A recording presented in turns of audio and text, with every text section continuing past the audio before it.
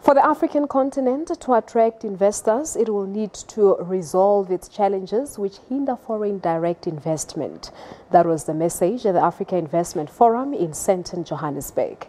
President Ramaphosa has hailed the forum as the milestone which will reshape the continent. It remains the poorest despite its immense natural resources. Welcome. And if there's something that has characterized President Ramaphosa's administration in the past 9 months, it's his mission to attract investments. But this has not been limited to South Africa. His investment conference here in the past 2 weeks and his recent trip to Germany for the G20 Africa Summit speak of a country wanting to take the continent with it.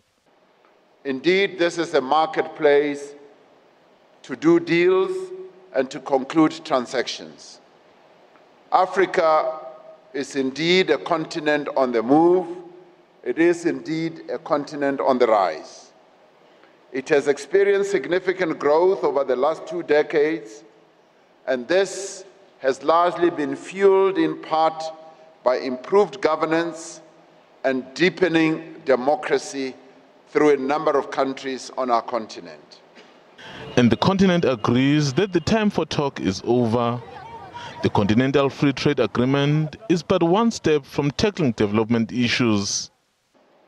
The adoption of the Africa Continental Free Trade Area Agreement in March this year is a historic development that has the potential to fundamentally change African economies.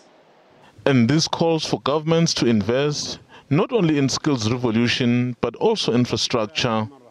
If we are to unlock and sustain the flow of capital to Africa, we need to drive the economic reforms that are necessary to create an enabling business and investment environment.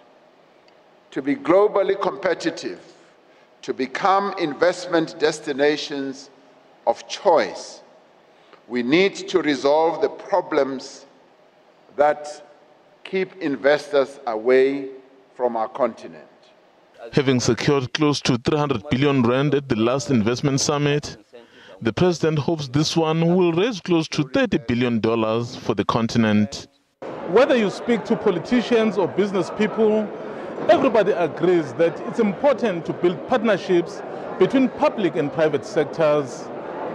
But the challenge has been more talk and very little action. Mzwandile Mbeje, SABC News, Johannesburg.